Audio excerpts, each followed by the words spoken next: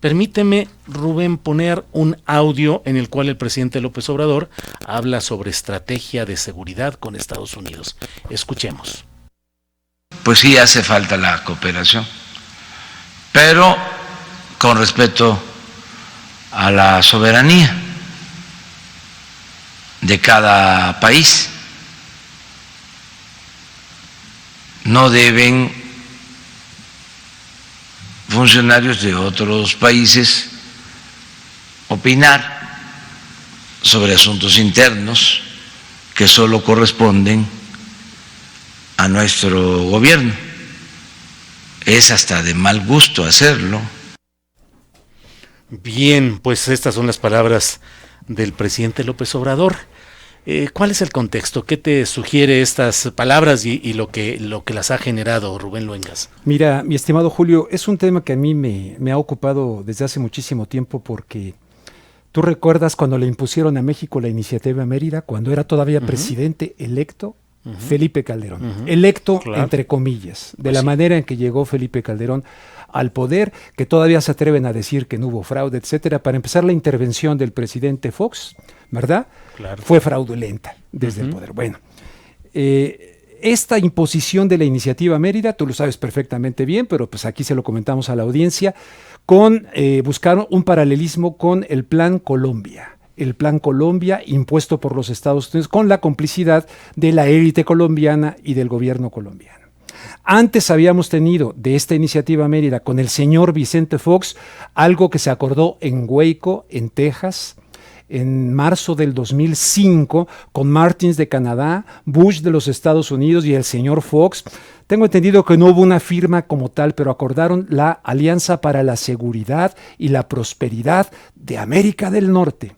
En ese concepto de seguridad de América del Norte que se está llevando a la entidad Canadá, México, Estados Unidos, que el gran amigo de Jorge Castañeda, Robert Pastor, en paz descanse, que le dieron la Belisario Domínguez aquí en México a Robert Pastor, es el padrino de aquel intento de integración México, Estados Unidos y Canadá. Robert Pastor, quien fuera yerno de Robert McNamara, secretario de guerra en los Estados Unidos y del Banco Mundial.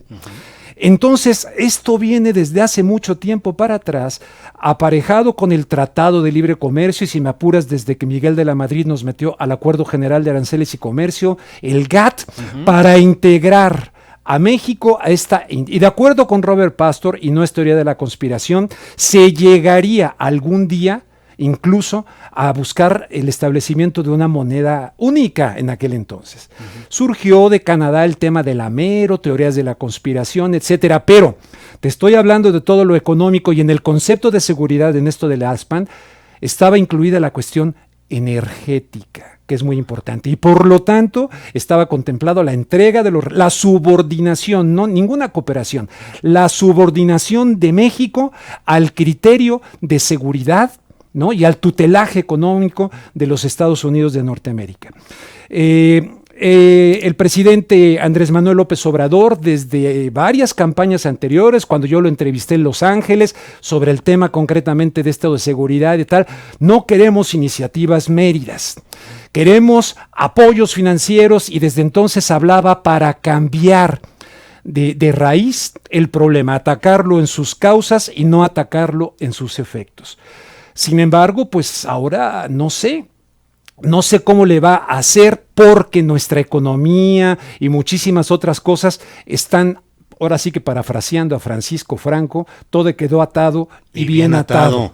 Entonces todo está perfectamente bien atado. Tenemos una economía y una vida nacional que depende en gran medida de los Estados Unidos. Tan es así que López Obrador ahora está muy interesado y ha mandado una carta a Nancy Pelosi para que ya se autorice el TEMEC, que ha sido un instrumento neocolonial en México, y otros que cuando andaba Salinas de Gortari con su portafolio en América Latina tratando de venderle, y luego Fox cuando dijo en Argentina es que quieren reinventar la rueda, y que le contestó Néstor Kirchner, bueno, usted vaya a gobernar a México, yo gobierno en la Argentina. En fin, todo esto es un contexto en el cual Estados Unidos le quiere imponer su criterio de seguridad a México, y no solamente en el tema del narcotráfico, porque desde hace años se están vinculando el tema del narcotráfico con el tema del terrorismo, con Hezbollah, con la presencia, tú eres de Torreón, ¿no? Sí, con la sí. presencia de grupos terroristas del Medio Oriente por allá. O sea, ese es el contexto que veo y me parece sumamente preocupante. Ahora, ¿cómo zafarse? Porque como decía López Mateos, le decía a alguien, a ver qué dicen los EEUU, pues sí, seguimos en eso, a ver qué dicen los EEUU y a ver cómo maneja López Obrador la soberanía.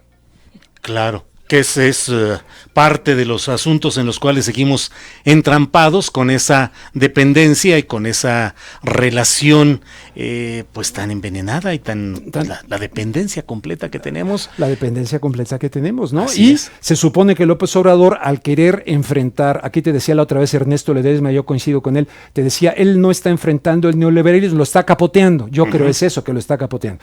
Pero acaba de empezar, habría que ver si tiene algunas cartas sobre la mesa, pero habría que ver también si él pone más atención al tema del espionaje, porque no es que la transparencia, y yo hablo claro, no. Estados Unidos están bien interesados y lo están haciendo en estar espiando, en estar viendo qué están diciendo, etcétera, porque quieren saber por dónde va la jugada con López Obrador. De lo contrario, ya tienen su plan para enfrentarlo. El teléfono satelital que está utilizando ahora el presidente López Obrador y que dice que bueno, pues si lo espía ni modo, pero pues evidentemente que lo van a estar espiando. Pero sin duda. Sin duda. Es más, mira, ahorita aquí... Es casi obligado. Yo de Estados Unidos, y no es teoría de la conspiración, incluso si lo apago ahorita, pueden, y tú y yo estamos en una conversación privada, etcétera, nos están grabando, nos están escuchando. La tecnología de esto, en Estados Unidos un experto de esto me lo dijo. ¿Teoría de la conspiración? No es teoría de la conspiración, es verdad. Así es, y el pronunciamiento de ciertas palabras clave para el análisis que hacen los grupos de seguridad en Estados Unidos y en varias partes del mundo hacen que se vaya conjuntando ese tipo de pláticas que luego son analizadas para ver exactamente qué es lo que... Oye, y en esa línea, yo seguramente lo conoces, y es de la UNAM, yo no tengo el gusto de conocerla, la quiero buscar, pero tú con toda la infraestructura que tienes aquí, María José Rodríguez Rejas, este libro es fundamental. Es la norteamericanización de la seguridad en América Latina. Tremendo libro. Y para afianzar la guerra como un producto en el mercado, esta fue convertida en algo permanente, total, preventivo, con un enemigo interno y difuso que pudiera ser cualquiera y estar en todas partes. Bajo la concepción norteamericana, este sistema ha adquirido una dimensión violenta con la que se definen a conveniencia las amenazas y se construye la concepción mundial del enemigo. Esto es fundamental, pero la incorporación, y es de la UNAM, es María José Rodríguez. Y ese libro me parece fundamental para entender lo que me preguntaste en un principio de esta declaración de López Obrador. Pero lo encuentro a López Obrador pues así como él habla, ¿no? No es que hable despacito, a mí no me importa que hable despacito, pero que diga cosas contundentes. Y en este caso, si de veras queremos soberanía, pues vemos que está muy difícil esto de la soberanía en estos momentos, y más aún con la participación de los Estados Unidos, y hay que decirlo abiertamente y sin pelos en la lengua, en las luengas, la CIA, porque aquí te traigo otro libro, que es The Politics of Heroin, las políticas de la heroína, la complicidad de la CIA en el mercado mundial de las drogas, Afganistán, en Asia, en América Central, en Colombia. No tiene desperdicio. El autor es Alfred W. McCoy, ahora que estoy sacando de mis cajas de libros que me traje de Estados Unidos, y no tiene desperdicio, mi querido amigo. Ya a mí a veces me desespera porque andamos por las ramas en muchos temas, ¿no? Hipócritas, verdaderamente hipócritas. Y hay otro libro de Gary Webb que se llama Dark Alliance, la alianza oscura.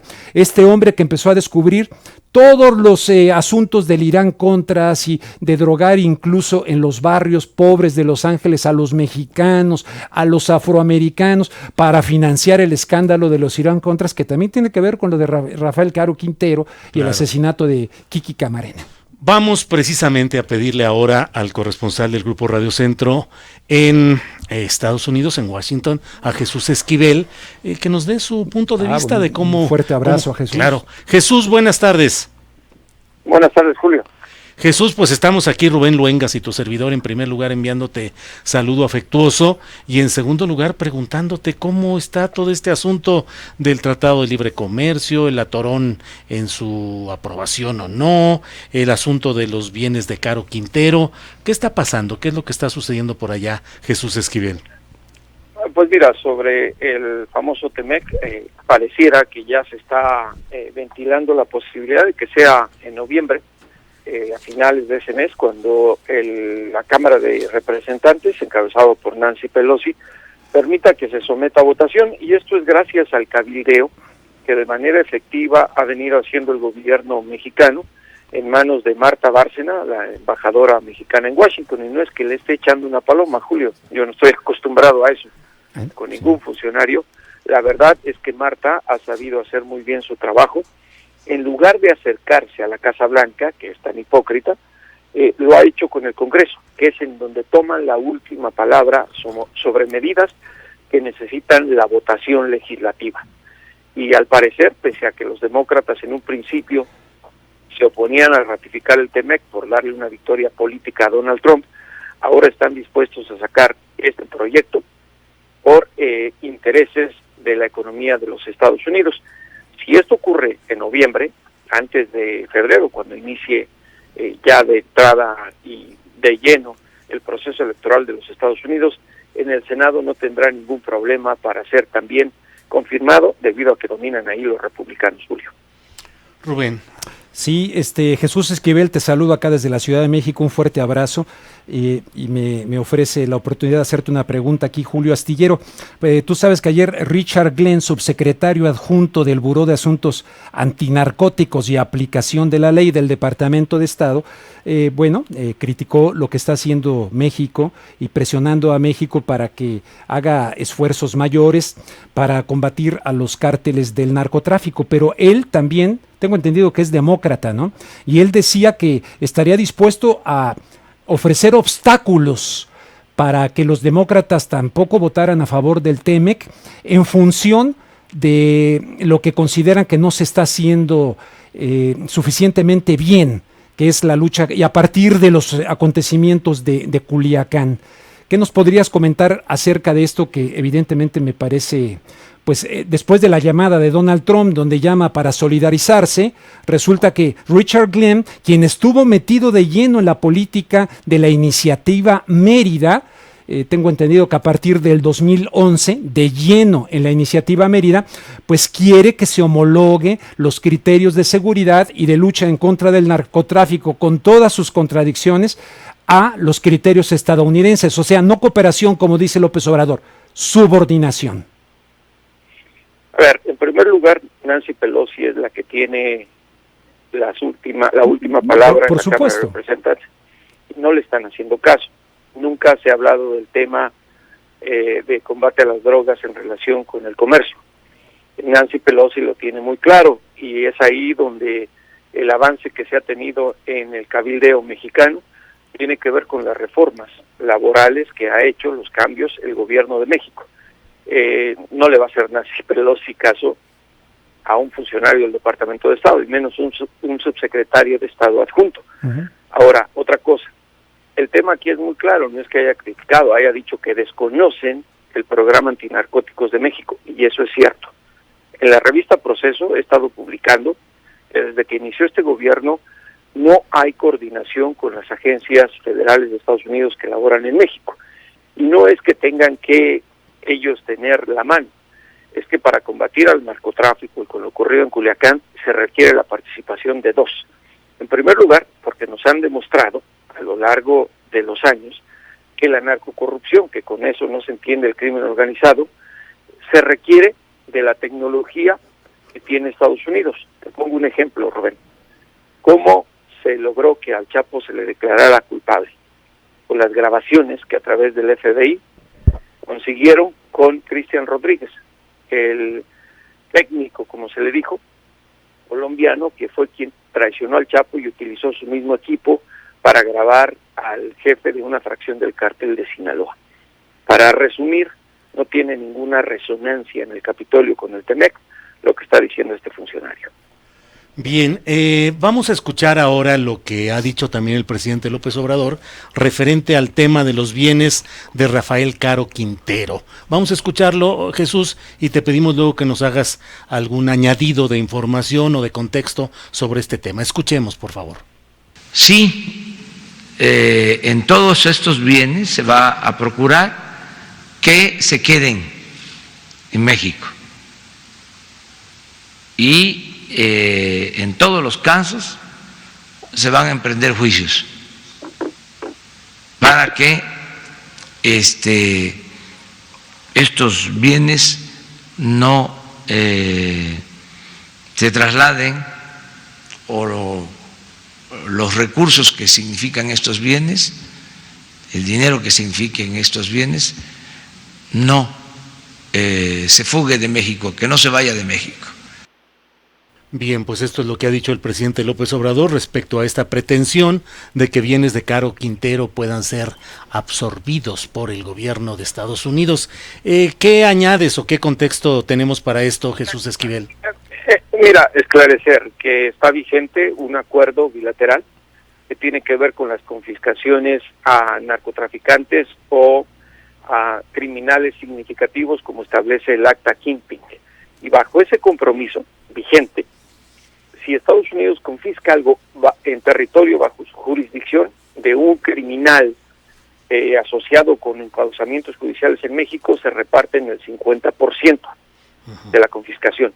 Lo mismo ocurre en México. En este caso, si las autoridades mexicanas confiscaran alguna de las 7 propiedades que mencionó la demanda civil en Nueva York, le entregaría el 50% al gobierno de Estados Unidos.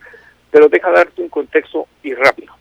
La Oficina para el Control de Bienes Extranjeros del Departamento del Tesoro, que se encarga de hacer estas designaciones y averiguaciones, no siempre tiene la razón. Están mencionando que esas propiedades están a nombre de familiares de Rafael Caro Quintero.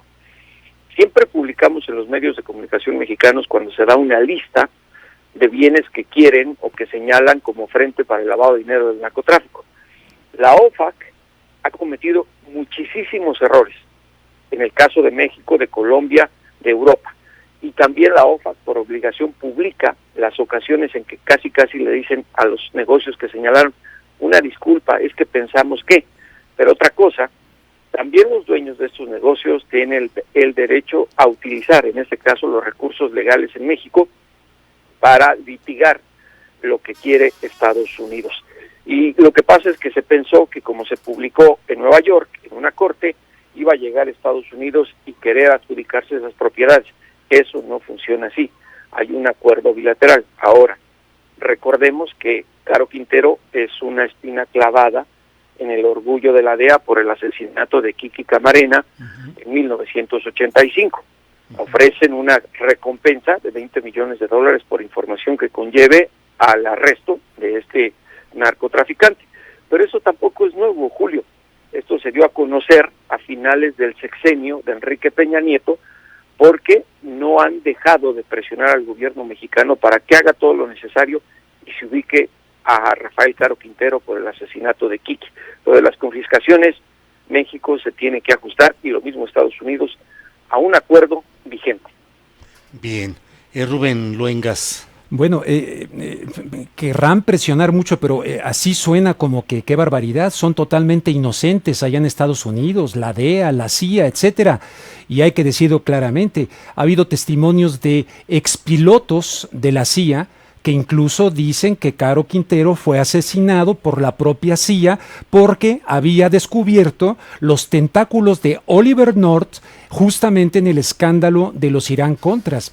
Yo no sé si tú ya das por hecho que Caro Quintero fue el que mató a Kiki Camarena, pero la verdad de las cosas es que creo que tú mismo has escrito sobre este asunto. Algunos decían que la DEA, pero hay testimonios muy sólidos acerca de la participación de la CIA, obviamente, e incluso de protección que hizo la CIA en un momento dado de Caro Quintero y que lo tuvieron tomando como informante. Rubén, no sé si tú recuerdes o lo hayas visto, pero yo publiqué un libro que se llama La CIA, Camarena y Caro Quintero, la historia secreta. Y ni siquiera doy cuenta del testimonio de los pilotos. yo fui más a fondo. Doy cuenta de los documentos de la investigación Operación Leyenda que señalan precisamente eso, que a la gente de la DEA lo levantaron por petición de la CIA. Exacto. Porque había descubierto la hazaña. Pero eso no significa que estamos hablando de otra cosa distinta, de la confiscación de bienes. No, sí, pero eso de la espina clavada en los Estados Unidos, es que planteado así, tiene la espina y le piden a México pues, que no sean hipócritas, si ellos mismos, lo planteas tú mismo, participaron en el asesinato y la tortura de Kiki Camarena, hasta con agentes de la Dirección Federal de Seguridad ya desaparecida en México. Pues es que Estados Unidos puede pedir hasta la corona de la Virgen. Pues sí. La decisión la tiene el gobierno mexicano. Y recuerda una cosa, Rubén, Julio, sí. No se trata de contradecirnos. Claro. Las agencias federales de Estados Unidos siempre están en pleito entre ellas. Uh-huh. Esa fue la razón por la cual la CIA, en el caso de Kiki Camarena, traicionó a la DEA.